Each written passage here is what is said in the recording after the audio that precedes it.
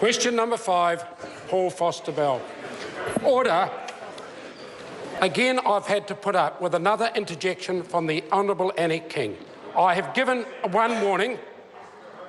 Because of the seniority of the member, I will give a final warning. If it happens again this question time, the member will be leaving the chamber. Paul Foster Bell, question number 5. Tēnā koe e te mana whakawa, tēnā koutou katoa e ngā mema o te whare paramata. Sir, my question is to the Minister of Tertiary Education, Skills and Employment and asks, what progress is the government making in ensuring overseas-based New Zealanders repay their student loans? The Honourable Stephen Joyce. Tēnā koe, Mr Speaker. Tēnā koe te whare.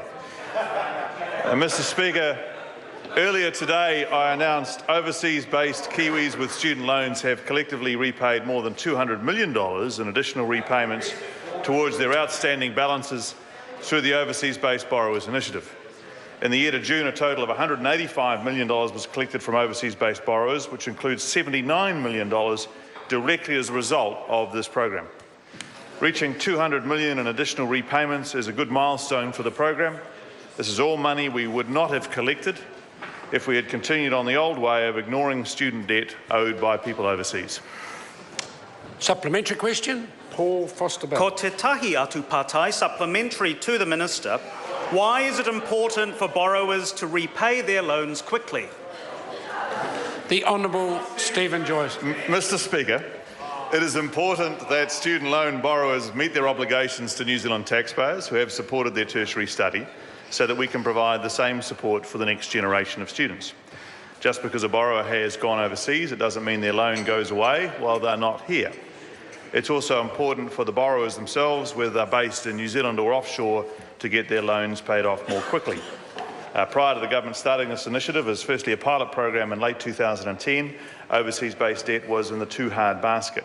We still have a long way further to go to get overseas-based borrowers fully repaying what they should, but reaching $200 million in additional repayments is significant progress. Patai Tapiri. Patai Foster Anno, Bell. further supplementary to the Minister. What other measures has the government introduced to ensure borrowers repay their loans more quickly? The Honourable Stephen Joyce. Mr Speaker, this feels like a linguistic arms race now. As part of the overseas-based borrower initiative, I'm waving the white flag, we've brought in fixed repayment obligations and higher repayment thresholds for overseas-based borrowers. We've introduced border arrest systems for the most non-compliant overseas-based borrowers with high levels of default on student loan repayments. We've extended the student loan and allowance stand-out period for permanent residents and Australian citizens from 2 to 3 years. And we've put in place an ongoing information sharing agreement between our Inland Revenue Department and Internal Affairs to collect contact details from passport applications. These and other measures have made the student loan scheme more affordable, avoiding a blowout in costs while keeping student loans interest-free. Question number 6, Dr.